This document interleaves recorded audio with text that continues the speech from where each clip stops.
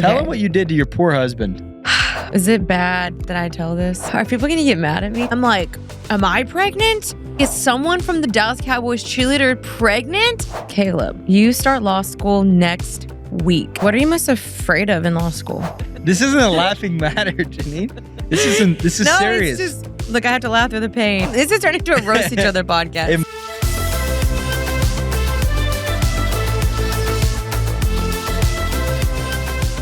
What's up, happy and healthy, and welcome back to your favorite podcast.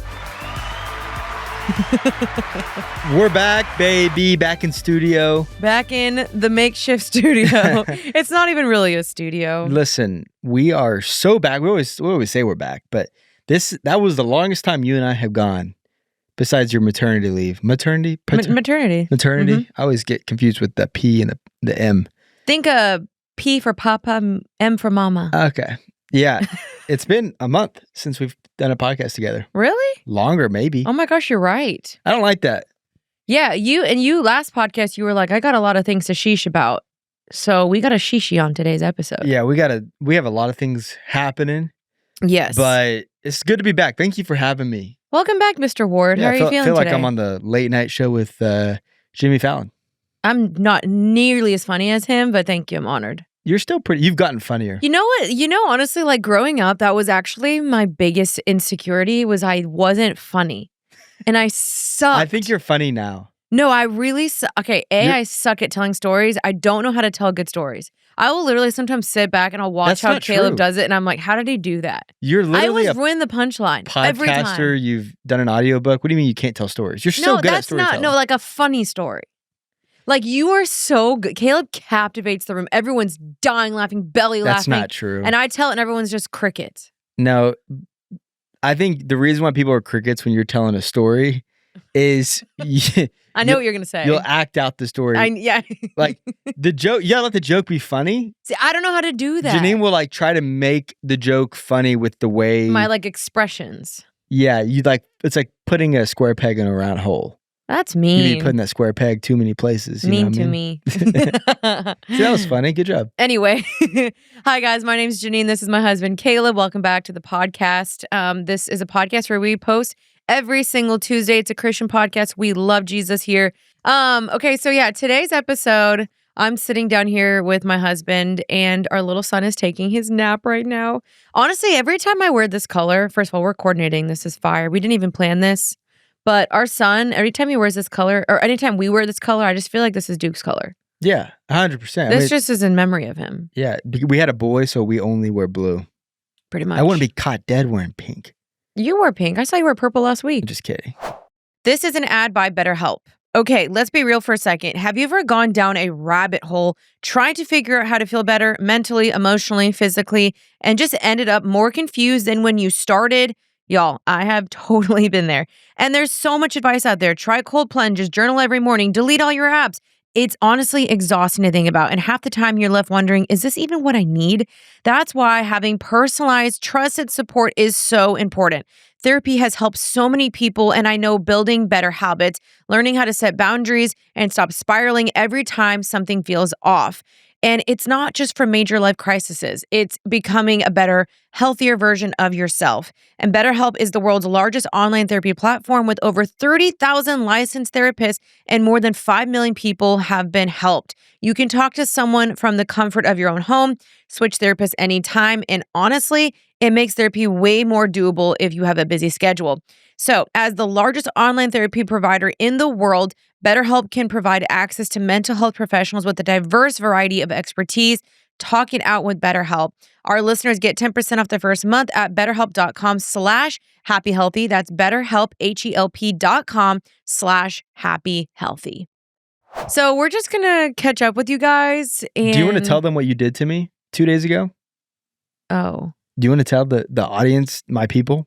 Is it bad that I tell this? Yeah, no, tell it. Okay. Tell them what you did to your poor husband. Are people going to get mad at me for this? Who cares? This is what the podcast is for. Okay, so if you followed my Instagram, you saw that I got this random package in the mail. And I'm opening the package and I see this bedazzled thing. And I'm like, what is that? It was a bedazzled pregnancy test. And I open it and I look at the thing and we it should says, just show the video. well, Just show it. but if you're watching the podcast, they're not gonna be able to see it. It's okay. They can click to watch it. Well, let me explain. Let me do a little backstory. So the pregnancy test says pregnant on it. And I'm like, am I pregnant? Is this like God telling me a sign? And then I was like, yeah, I know I'm not pregnant. And I'm like, is someone trying to tell me they're pregnant? And it was bedazzled with gray and blue rhinestones. And I was like, this is the Dallas Cowboys cheerleader colors. I'm like, is someone from the Dallas Cowboys cheerleader pregnant? And I felt bad because I went on my Instagram and I was like, guys, this pregnancy test has Dallas Cowboys cheerleader colors. People started DMing me like, it's Reese, isn't it? It's Reese. She's pregnant. And I'm like, wait, do not go DM Reese. Y'all, she's not pregnant. I don't even know. She wouldn't even tell me. I felt really bad That's because wild. I thought I outed someone's pregnancy. But if you just accidentally added, yeah, that's horrible. No, and I felt bad because people started assuming it was her. And I'm like, I don't even know. So tell them what you did to me. So then I posted the Instagram story that I got the pregnancy test and I immediately deleted it because in my little mischievous mind, I thought, I'm going to prank my husband. And I did. So Kaleb was on a little walk and I texted him. I was like, hey, when are you coming back? And he's like, I'll be back in 2 minutes. I'm scrambling. I'm like, I got to find a way to surprise him. I'm like digging through things, trying to find a way. I was trying to like make it seem like I had a gift for him.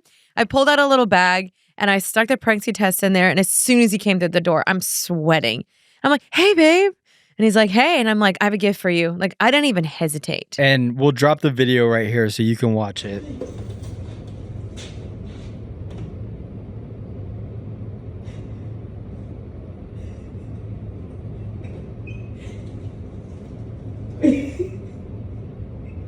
Are you really?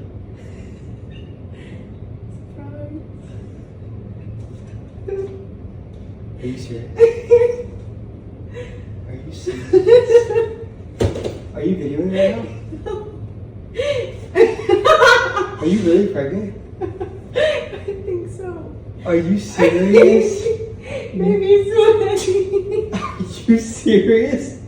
Come here. Are You're so you're sweating. This isn't a joke.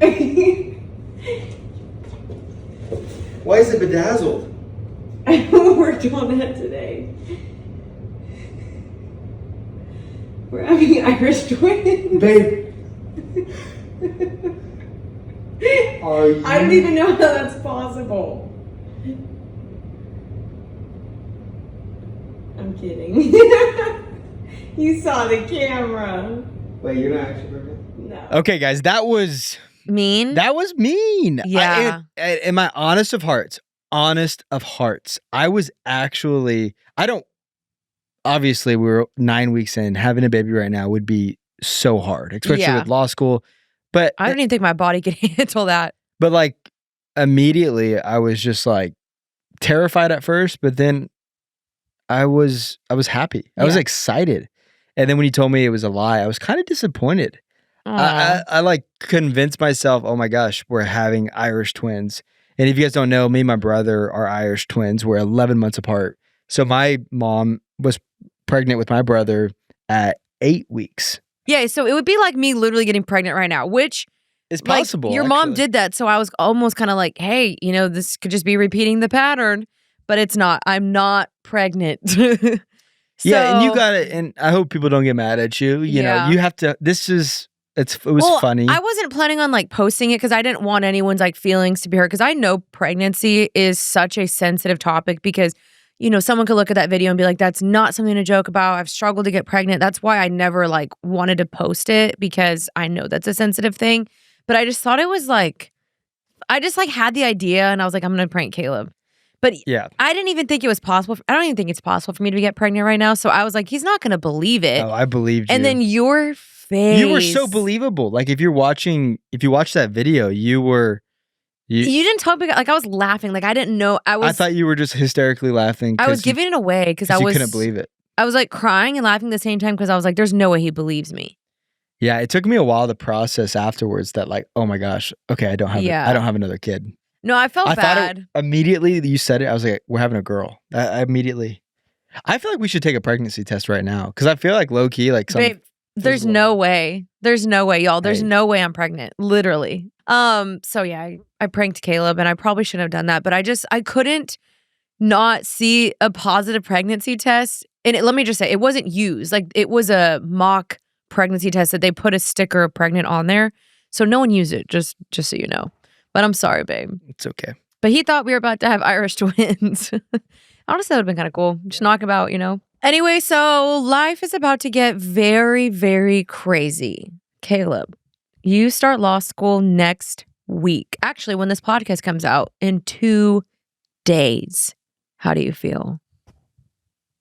Be more specific with your question. Well, you have a newborn. That was just me getting ready for law school. Yeah. Oh, golly. Do not be smart with me. When you come home, you leave that at law school. When you ask the question, how do you feel? Facts don't care about your feelings. And, as a person of the law, it's actually a matter of fact that feelings don't count. Never do that again. I'm feeling nervous. I'm feeling excited. I'm feeling good. I'm feeling scared. I'm feeling disbelief. I can't believe this is here. I remember first telling you that I was going to go to law school when we were dating. And, when I said it, I meant it, but always deep down, you're like, okay, is that really going to happen? Am I going to fail, or is it going to actually come to fruition? Fruition. So it's just insane. I never thought, especially after getting denied and now accepted in the matter of like five months, it's insane. So I don't really know what to feel. I feel like I had my first meeting last week with my student advisor, and we went through like time management and how I'm going to be able to prepare. Like, they literally set you up for success. They give you a life coach. They give you like so much support. So we went through like kind of what my schedule is going to look like, and being a husband, being a father. And so we're going to kind of go through like, how do you and Duke fit into the law school life instead of going, hey babe, I can't do that. That's not on my schedule. It's like bringing you along and trying to make sure that I'm still fulfilling my husband duties and being a father. And so it's going to be all encompassing. It's interesting going from that with what we've been doing the last 2 years to where I basically have a job now. I'm going back to, a 9-to-5 life for the next 3 years. And then possibly, obviously, like going straight into law after that. You need to take the bar. That's a whole nother process. And I have no idea exactly. I have an idea of like what I want to do after, but to be honest with you, it's just, they say the first semester is the hardest. Yeah. But it's actually more than a 9-to-5 because I'm going to have to be waking up at 5 to 6 a.m. to study before my classes. And then when school's over around 5, now I have a 5 to 9 because I have to read for the next morning class. Right. So it's really, your only off, your off times are the weekends, but then even then you're still studying. Yeah. And then Christmas break and summer break. Which sounds so terrifying. It is terrifying. Yeah. But the coolest thing with what my guidance counselor said to me last week was, we don't want you to lose your hobbies. We don't want, even though that will naturally happen, we don't want you to lose yourself. We still want you, and she doesn't even know that I love golf, but she said, like, if you love golf, we still want you to go golfing occasionally. If you love to work out, we still want you to go work out occasionally, or you're going to get burnt out. Yeah. So I just know that along this process, there's failures going to happen. I'm going to flunk a midterm. I might fail a class. I might have to redo a class. There's going to be there's going to be moments I want to quit. There's going to be so many, I come home, baby screaming. I can't take care of him because I got to study. No one's cooked dinner. Who's went grocery shopping. So it is really going to be a test, but I'm excited. Yeah. I think I'm just so proud of him because like he said he was going to do something and then he did it. And it's been really cool watching you be on this journey, and you just like set your mind to it, and then you're like, all right, we're doing this. And you just didn't look back. And I think that it's like the biggest thing that we're trying to figure out, and like we'll kind of be sharing, I guess, some content around this, is just we don't really know how to do this yet. Like, we don't know what it looks like to, try to keep your house clean, take care of a baby, run a business, you're in law school, cooking, like making meals. Like, there's so many factors, and thankfully, like your family's been amazing at helping us out with Duke so that we can kind of like still survive. But life's about to really change. Yeah. I've seen, this isn't new. A lot of families, husband goes to law school, while different things. But I think the wrench in it, or the obstacle, is we have a 9-week-old. And that, I think if we didn't have a son, it would be like, oh, we'd figure it out. But just having the son piece it's not just about us anymore. It's, I want to be a good father. I think that's the sad part, is just being gone a lot and missing out. Like I've already had to miss out on weddings. And that's the thing. It's like law school is so different than like a 9-to-5 job, because you can get PTO for your job. With school, you cannot miss a week unless you're deathly sick. And so I've already had to miss out on weddings and several trips and stuff. But I also think that that's like a really good thing, like learning my no over these next 3 years. I'm already seeing a good, what that's already doing in my spiritual and physical life, of just saying no and adhering to more of a schedule. And I think it's going to be really good for me, especially as men. I think men especially have this wiring where it's like, we want to get out, we want to go provide and go accomplish things for our family. And I am excited for that. Yeah. But I also know that it's going to be a challenge. My dad went to law school when he had 4 kids back at home, which is so crazy impressive. We just have one, so we can do it. And I also think about how my dad provided for 7 children and his wife. And that's crazy. Like my dad was gone all day long, just making money, grinding for his family. And I think that's cool. That's like in men to want to provide and to do hard things.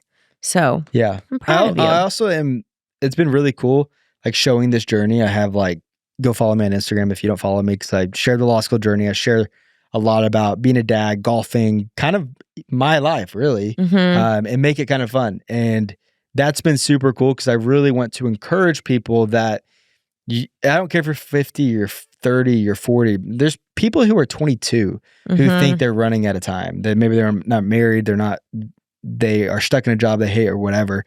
It's like, it doesn't matter where you're at in life, like you can make a pivot and a shift in your life.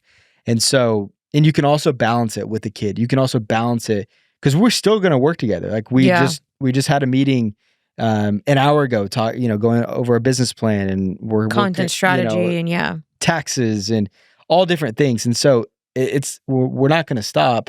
And so if you have a business or you have things you're going through, but you want to do something else, like you can do that. So, you know what's crazy is that they say there's like 6 major like marriage stressors, and we did, I think, 4 of them in 1 year. So we bought a house, moved sold states. A house. Well, we moved. Yeah. We moved. We bought a house. We moved states, had a baby, and you're starting law school. That's apparently, they say those are like, there's like 6. Like one is like death or something, like grief. And then there's another one I can't remember, or getting married or something. I can't remember the other one. Postpartum has to be one of those, right? Oh, for sure. But we did 4 of the major stressors in a marriage in a year. We're still strong, baby. And we're still here, baby. And it's not to say like this hasn't been hard. Like there's definitely hard moments for sure. I mean, you add in, again, like you were saying earlier, this would be a different story if like we just moved states and then we didn't have a baby. Because then I would still be like going to the gym every day, and I'd be volunteering, and I'd be at church every day, and I would be making friends. And we've had to figure it all out. We just had to completely start over and be like, okay, what does a baby look like in this, And sometimes there's days where like I don't get out of the house at all because he's crying or he needs to be fed or he's napping or whatever. And so I think balancing that with like now your schedule, because right now like we tag team so much. Like Kaleb he does most of the cooking now, which I love. And so I'm like, okay, what does that look like? Because I kind of turned my cooking brain off because I'm like, passing the baton, that's back to you. I don't really enjoy cooking that much. I'll do it. But now it's like, okay, how do we manage that? So we will be figuring out a ton. But I know that God is going to equip us. We are not short of help here. We have so many family members willing to help us. And so I'm really thankful for that. It's been cool throughout this process because moving here was the best decision ever. It's been hard at times, definitely. But the support we have here from a family perspective is we would never like all we had was basically your parents Yeah. in Dallas. But then again, you can't really ask the same person to help you every single day. Right. So I have sisters and cousins and family and friends. Aunts, yeah. And they all live miles away, you know, and it's really is. And they like love support. they're like, we want to watch Duke, like, please. And it feels so good having like a trusted family member where you can just know like they're safe with your baby. That feels so nice. Yeah. I'm really thankful for that. Have you ever thought about what's been hiding in your cookware, like the actual materials it's made of? I hadn't either until I found out that most nonstick pans are made of something called forever chemicals, PFAS and PTFEs. Once those get into your body, they don't leave. That sounds scary, right? And all it takes is one little scratch in a pan for thousands of microplastic particles to end up in your food. Yikes. That's why Kaleb and I decided it was time for an upgrade, and we made our switch to Our Place, and I'm so glad we did. Their 4-piece cookware set is completely toxin-free and honestly a total game changer. You get 2 always pans and 2 perfect pots, both in full and mini sizes, and they're basically replacing half your kitchen. You can saute, roast, bake, steam, and seriously, whatever you're cooking, these can handle it. Plus, they are so beautiful, functional, and aesthetic, say less. So here's the kicker. When you get the full set, you save $150. So yeah, cute, safe, and a good deal. That's a win all around. Do yourself a favor, ditch the toxic pans and upgrade to something that's actually good for you. Go to FromOurPlace.com/healthy and use code HEALTHY for 10% off site-wide. Plus, you get a 100-day risk-free trial, free shipping, and free returns. There's literally no reason not to try. Hey, ladies, can we just be real for 1 second? Have you ever looked at your life and you've thought, okay, I've got the job, the house, and maybe even the answered prayers, and you've still thought, wait, why don't I feel fulfilled? Isn't this what I wanted? If that hits home even a little bit, you have to hear about this book I've been loving from my friend Rachel Autry. It's called Love Your Life, Even If You Don't Like It All the Time. And let me tell you, even just the title had me at like, okay, abso-freaking-lutely, I need to read this book. But once I started reading it, y'all, I could not put it down. And she's actually going to be coming on the podcast. So you guys get excited. But this book is seriously like a warm hug and a deep breath all in one. Rachel writes in such a down-to-earth, honest, and godly way. And it legit feels like a conversation with your big sister or your friend. She dives into how to find joy right where you are in the messy seasons, the mundane routines, and even when your life doesn't look like what you hope for. And the best part, it's not just fluffy encouragement. She gives you real tools, like things you can actually put into practice today. You'll walk away feeling lighter, more grounded, and honestly, just way more hopeful. And one thing she says that I just love, abundance isn't about having a perfect life. It's about trusting that God is working in the hard. So if you're over the whole Instagram highlight reel thing and want something real, raw, and faith-filled, this book is it. Seriously, I've been highlighting like crazy and texting quotes to my friends. So grab a copy today at your favorite bookstore in person or online, or you can go to rachelautry.com/book. Again, that's Rachel, AWTREY.com/book. And we'll also link it in the show notes for you. All right, we're getting a little too serious. We got to lighten the mood. Okay. Say something crazy. I don't know. That's you. I don't say crazy things on the podcast. That's all you. I'm afraid of acting like an idiot in class or saying the stupidest thing. I feel like you're not going to do that in class. I feel like you're going to tone that down. No, it's kind of funny. You guys probably know me as like this pretty goofy guy saying crazy stuff, and I have no limits. But I actually get kind of shy in person.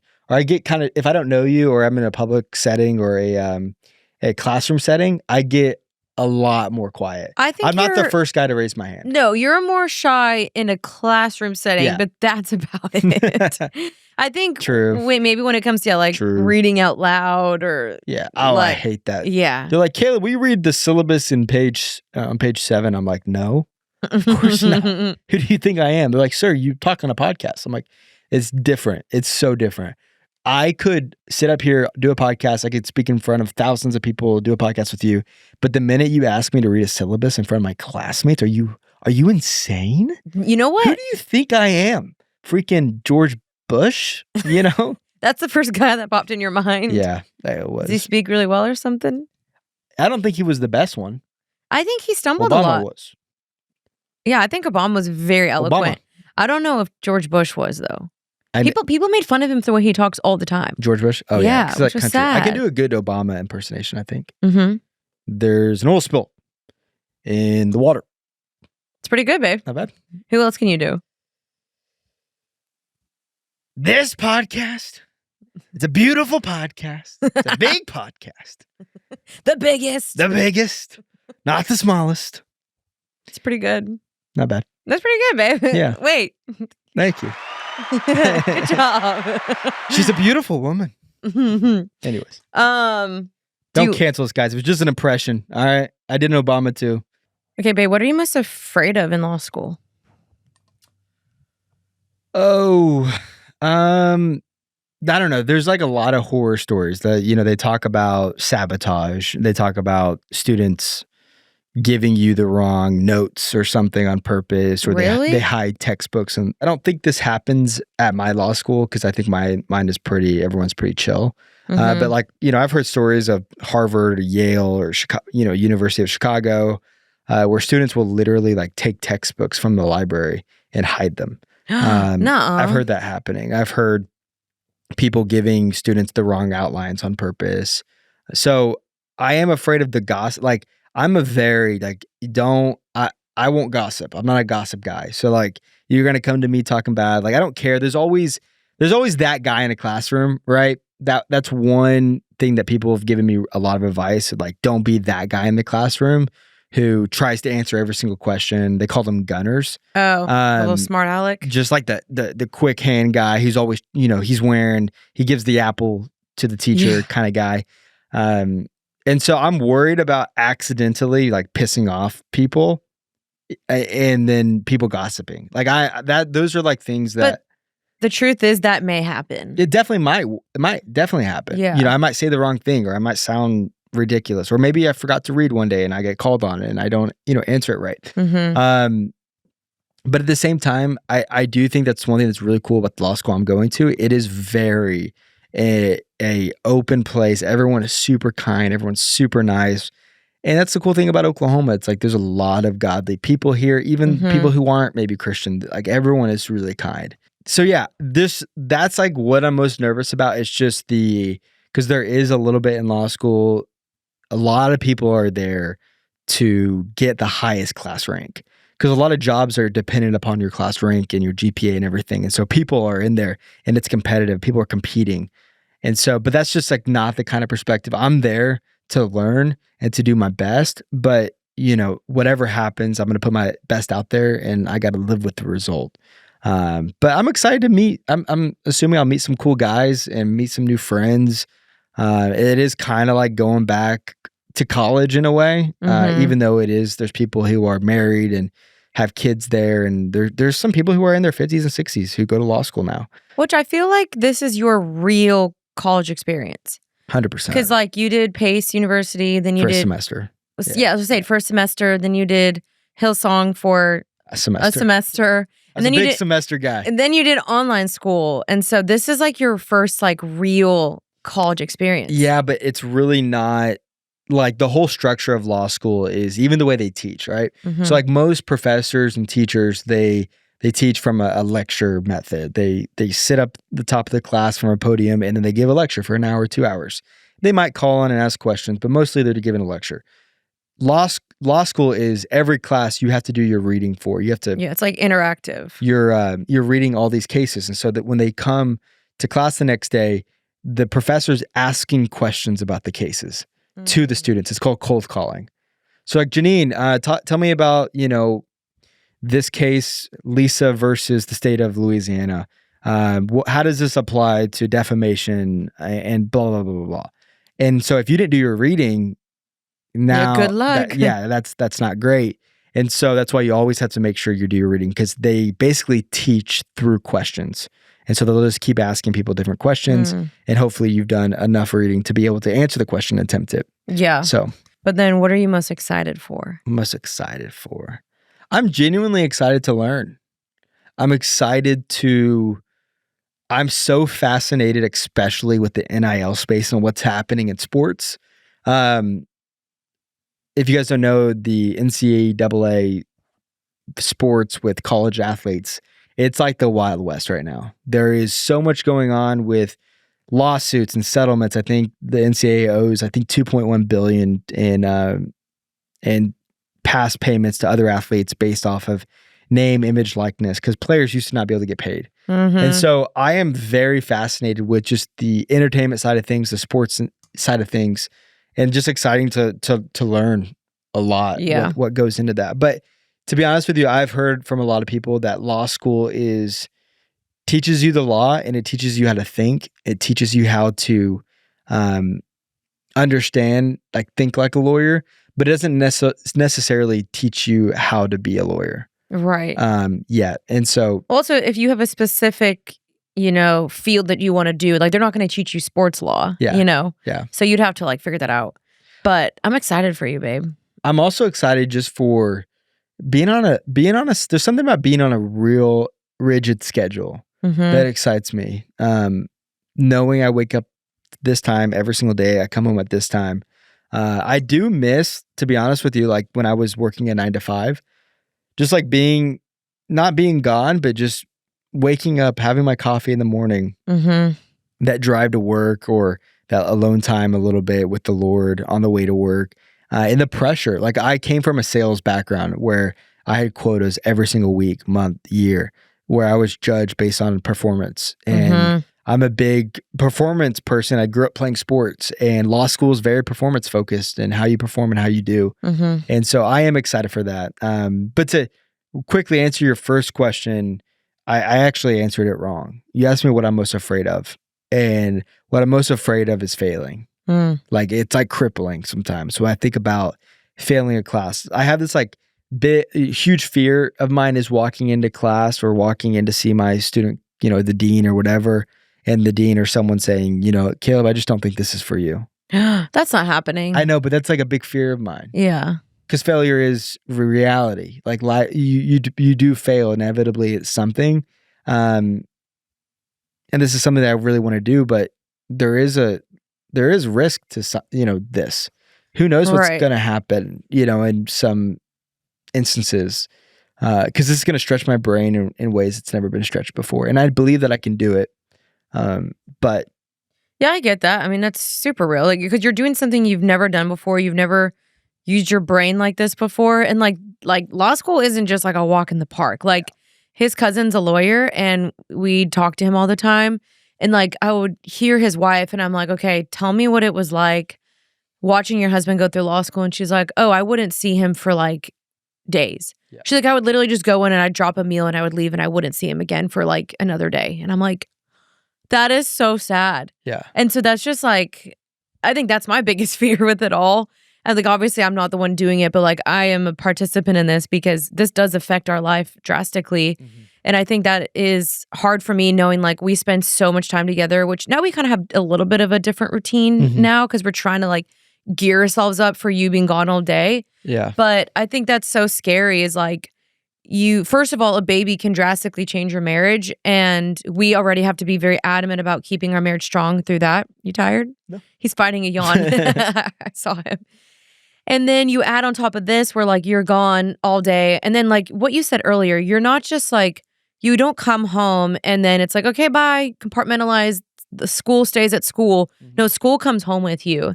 And he'll be in his office studying all day long. And I'm going to have to kind of basically like figure out my life separate from you, which not that we're doing separate lives, but we do not have the flexibility that we used to have anymore. Also publicly like talking about it and creating content around it. People know I'm going to law school. You've talked about it. It'd be one thing if it was just like something I was sharing on my own. Like I have, 18,000 followers on my Instagram. You have 500,000 on YouTube or whatever.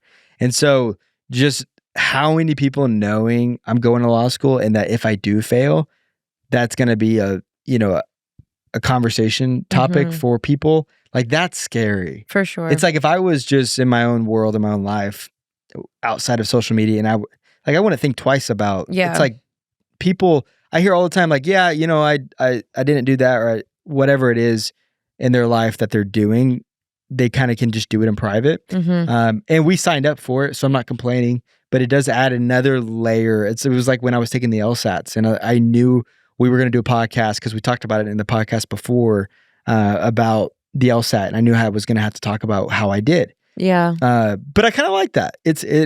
it's kind of performance under pressure. It's kind of, like a little fire underneath your butt. And also, who cares?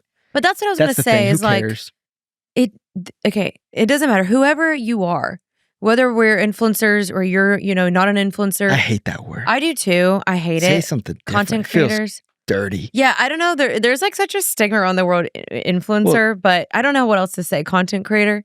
I've never liked the word, but here we are. It's just different being in like the public space where like you're publicly failing, which we're not saying you're going to do that, but like there's many content creators I follow that they started a business and it flopped, like majorly flopped. And it's embarrassing to flop in front of people because you want to think, oh, this is going to be successful. Like if you start a business, you want to sell all the products. Mm-hmm. We even get scared. Like if we were to ever do a tour or a live show, it's like, oh, would anyone buy the tickets? Like the fear of striking out keeps you from playing the game, and you just can't live like that. And you can't let people's opinions deter you from doing something that God's called you to or that you really desire to do. But it is a reality that like we said in the past episodes, failure is inevitable in whatever space that looks like, but you just got to know, A, you tried your best, and B, you did it. You can stand honest before the Lord and say, I did the thing that God called me to do. You know how many jobs I quit to get myself to where I am now, or things that I failed at or got, let go at a different job to lead me to where I am now? It's like that wouldn't have happened if I wouldn't have lost that job or quit that or felt led to move on from this after I worked set amount of hours on that. It's like failure is the part of life. And if other people are making fun of you or saying things about you, it's like they're the ones eating the hot dog while you're swinging the bat. Come on. Okay, nice like you're analogy. Swinging the bat. Yeah. Like you get paid to hit home runs. They're eating hot dogs. Like tell them to come out to the batter's box and take a pitch because it's coming fast. Right. And you can sit from the stands and talk. And it's crazy because like I feel like this is common. And even in friend groups and friendships, is even friends like secretly, like you really check yourself or check your friends. Like, do they want to see you like prosper? Are they like, or do they want you to stay where you're at? Are your friends really happy with like you not improving yourself? If you're drinking a lot and if you're out partying a lot and if you're the guy who's maybe trying to quit alcohol and then your buddies are making fun of you for that. Or if you're trying to maybe start this new business, but it's cringy. Or guess what? What if you want to actually create content and you're like, man, I would actually like to create content around me being a nurse or me being a firefighter or whatever, but I know my friends would make fun of me. Well, guess what? You got to get yourself some new friends or not care what your friends think, because guess what? Eventually your friends are going to be like, they see your consistency. They're going to say, hey, at first I thought it was kind of weird, but you know what? It's actually kind of cool. Right. I've had so many friends tell me like, hey, when you first started making some of your cooking videos, I was like, let me see if he keeps it up or whatever it is. But now they're like, dude, I actually like it. Yeah, and people have literally went out and bought Black Swan Girls because of Kaleb, which is crazy. I don't think people talk enough about high school. Okay. I think high school traumatized a lot of people. Oh, for sure. And they're still in their 30s. You get bullied in high school. Dude, still sometimes I'll post a photo or a picture and I can picture this high school person making fun of me. No lawyer is going to go to you and be like, I can't believe you failed, you suck, because they get it. They're doing it. They understand what it's like. It's really hate. You know that little song? It's like, you can't even hate from outside the club because you can't even get in. That's a bit inappropriate. Similar to that, where I'm not saying this as any one of you guys at all, but unless you really walk through it and you understand how hard or difficult something really is, you're not hating on it. It's typically when you haven't gone through it or you don't really understand it or you are just like, you know what I mean? Like you're just hating just to hate. That's where I think people got to be careful. Yeah, that's good. That's good. Yeah, thank you. You should go to law school. That's great. Let me go back to my high school thesis. Yeah, go back because I actually want to talk about that too. Yeah. Many moments, Jeanine. I'll be sitting there minding my own business when I hear this annoying sound from the corner of my ear. Corner of your ear. Corner of my ear. And I get this vision of like the high school group that I knew just laughing at me. And they're probably not. They probably don't even remember me. This is how I know we have an age gap because I don't even think about high school anymore. High school was so long ago for me. You were homeschooled, Jeanine. Babe, I went to a Anyway, co-op. let me get back to my thesis about high school. Go ahead. I think high school is keeping people, or their high school trauma is keeping the people from pursuing their dream because they're afraid to look cringy to their Peers? past peers. Mm-hmm.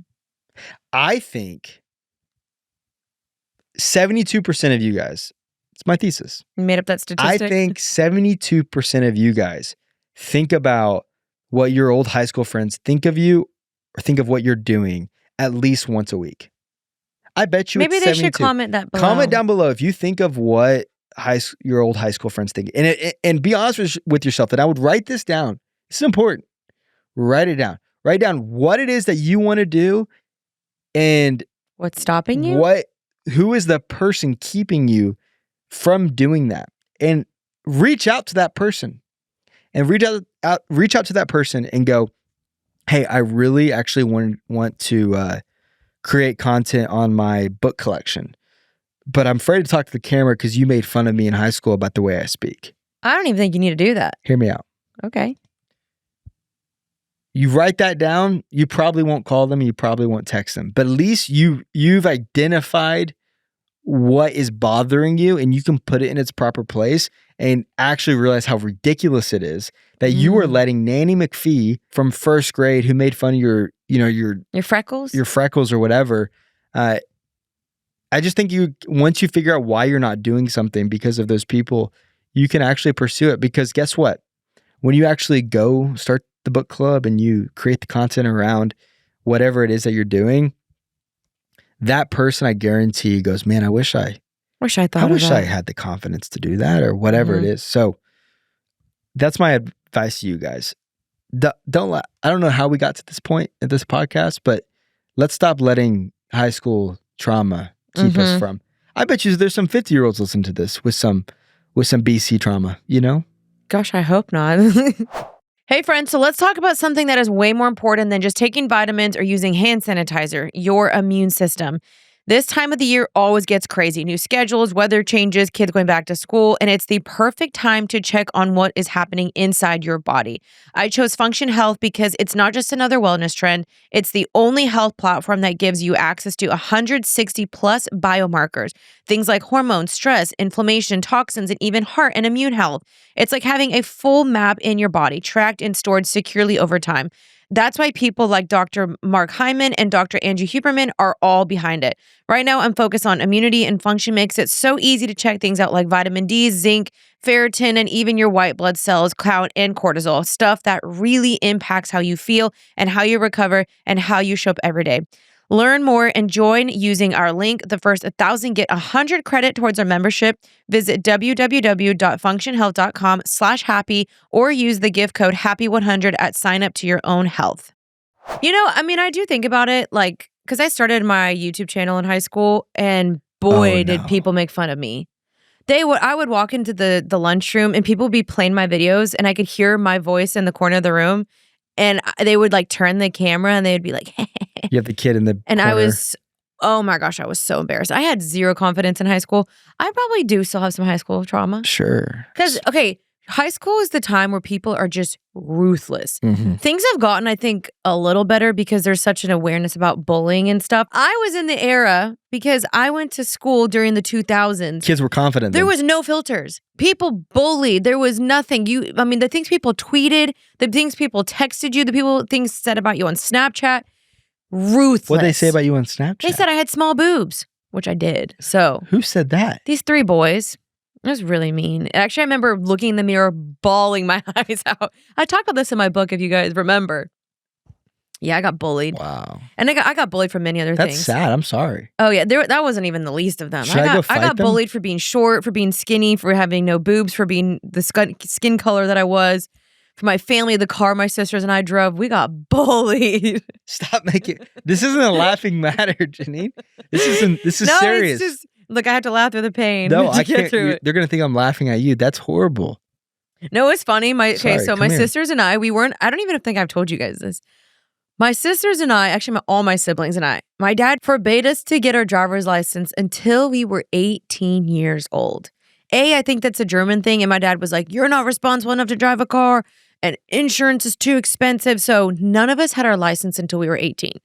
So my oldest sister got her license and I was already 16 at this point, still couldn't drive. So my mom had to drive me around everywhere till I was 16. I was so mortified. My dad finally, when we got our license, my sister got her license the first. My dad had this like Lincoln Navigator.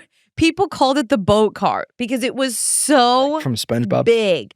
It was so long. It was so big. It was a grandpa car. It looked like a grandpa car. I think we should try to put the photo of it. People roasted us because people are driving up to school in their FJ Cruisers, the car Well, you that grew up Caleb in- drove.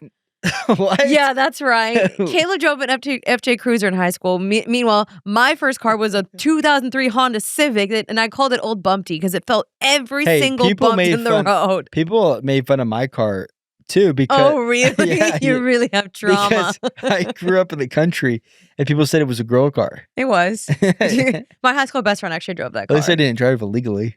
I didn't.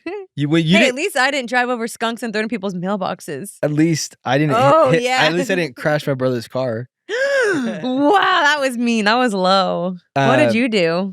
No, I know what you did. What? You broke your car seat and your dad made you. No, that was my buddy. One of my buddies was playing with the. You wouldn't know about this, but in my What do you? This is turning into a roast each other podcast. in my car, you could use the remote thing to go backwards. Because I was too poor to have a remote. Stop. You So mean. I'm started actually it. crying. You started it. What do you mean? What do you mean I wouldn't know? Because your car didn't have that. You're actually right, it didn't. So like the Old Bumpy was everything was manual. yeah, no, I had the button thing and it would go backwards. Yo, No, let me finish. okay. And my buddy was playing with it. He was going back and forth like this, and it got stuck on the very far setting. So the back seat was just level. It was like a bed, I'm actually crying. and it cost $1,300 to fix. And so my dad goes, "Well, I'm not paying for that." And so I called my buddy and I was like, "Hey, you need to fix my chair." And he said he didn't have the money. So the rest of the time I had that car, the passenger seat was just level. So the person in the passenger seat had to like. we had to put several pillows there. That's so honestly. people had back support. Did they still have their seatbelt? No, Uh-oh. you really couldn't even put it on. That's I guess you could. See, you did illegal things too. Yeah, I had my license though. Oh well, sorry, my dad is an American. That's not an American thing. Yeah, it is Getting literally your license is no, not because my dad literally was German and he said no. It's because your dad. No, because that's a German thing. I'm also, serious. your dad didn't trust y'all behind the wheel. He didn't trust anybody behind the wheel. Yeah, What 16-year-old is smart behind the wheel? I was. Oh, come on. I was a great driver. I really don't believe Oh, that. fantastic! One of the best. One of the best. The best. You're- The beautiful best. okay, you're done. I'm ending this podcast. No, I really was because I had to drive from the country to the city every single day. Those miles add up. You never got in a car accident. I don't believe you. Exactly. Never. No. Yes, you did. No, I backed into someone, Mm-hmm. but not a car wreck. You never had a car wreck. I've been hit. Yo, you know what's so funny is our childhoods could not be any more different. No, That's not true. no, they couldn't be more different. We That's had, what I'm we trying had to say. some similar stuff. Not really. I mean, you grew up in the country. I did not grow up in the country. I grew up very much close to the city. What else, Jeanine? Before we just went on a That was roast. I was like dying The laughing. funniest part when I was like, You wouldn't know about that. yeah. That's so mean because I actually wouldn't. Look at you now, though. How's postpartum? Postpartum. What does postpartum mean? I actually was wondering what that meant. I was about to see if that was like a Greek word It's like a or like a Latin word or it's something. like a basketball player.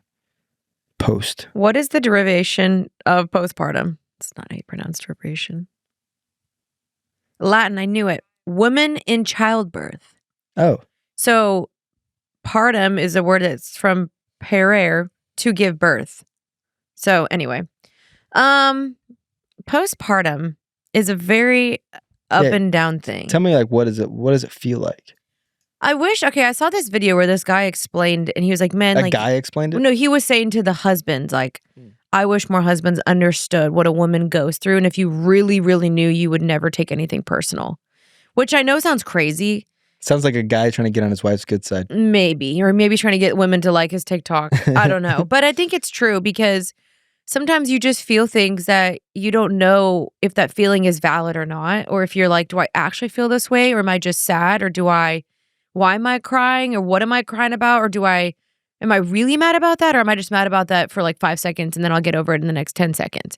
It's really weird. Like you kind of feel a little cuckoo, but it's not as bad as I thought. But then sometimes I find myself like really emotional, and you've seen that, where I just want to cry for no reason. Sure. But then sometimes the reason that I'm crying actually feels very, very real. Yeah.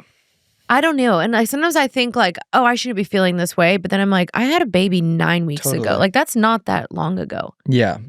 I mean, I can imagine having a kid, and it's weird. Childbirth is one of the most insane things you can put your body through. And, as a society, it's like, okay, we give you a few months, and then people kind of like, you gotta move on. And you're pregnant for 9 months. So it's like apparently it's actually 10 months. Yeah, basically 10. And then the first 6 months of having a baby is crazy. Really the first year. So it's almost a 2-year No, it is. ordeal. That's why people say that when people are like, oh, it's just 6 weeks and you're good and you're cleared and your doctor says you're fine, you can go resume your normal life. It's so not true. I'm also working with a postpartum like vitamin company because I need these vitamins so badly. And it said that postpartum can actually like last up to 5 years where like your hormones don't level out for like years.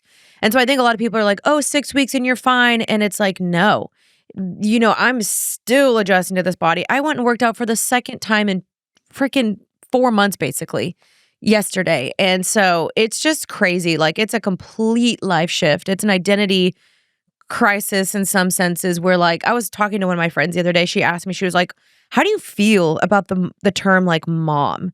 And I'm like, it's so weird because I don't see myself as like mom. I know. Like I always thought the word mom was like cringy before. I don't know why. Like older. Yeah, like you feel old or something, but I'm also like, I'm his mommy. And I love it. And I love being a mom. I'm a mamacita. I'm a mommy.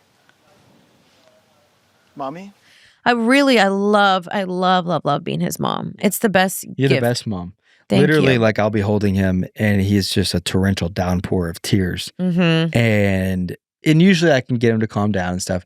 But the minute I hand him to you, he stops every time.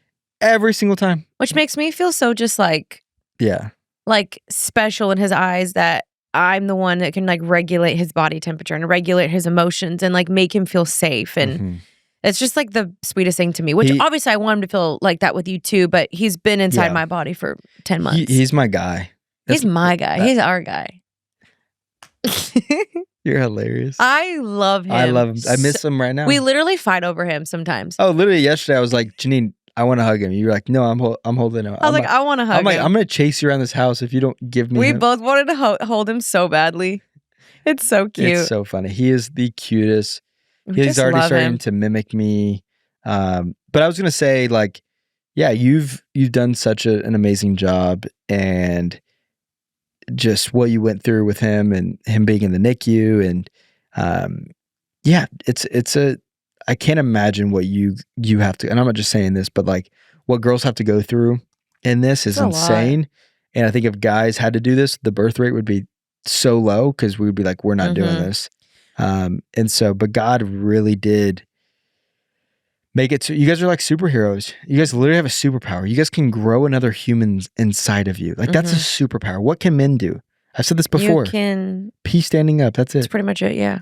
That is true. it. And it's about it. No, don't go more. There's nothing else. I'm just kidding. No, it's true. And it's also crazy because like I guess you could pee standing up too, technically. That'd just be very difficult. Yeah. Yeah. I don't want to vision that though. Yeah, no. You're pregnant for 9-10 months. And then it's like not even just like, yay, everything's normal. Like your body is still constantly changing even after that. Like I don't know. I talk about this in my soul episode. I look in the mirror and I'm like, that's not me. Are you good? Yeah. We're both really tired. We were up with the baby last night. Do men go through postpartum? Anything? No, but I mean, I have heard that, like, again, when I gain weight, you might gain weight. Sometimes you will mirror my emotions or my things. I don't know. Did you? I actually didn't. It's good. Yeah. Proud of you. Maybe a little body fat, but nothing crazy. Yeah. But I don't think men go through My that. butt But got you guys bigger. have like testosterone drops and stuff. I felt that a little. Because I think that's also Yeah. Oh, apparently this is also scientifically proven that the male's testosterone drops because in postpartum. You good?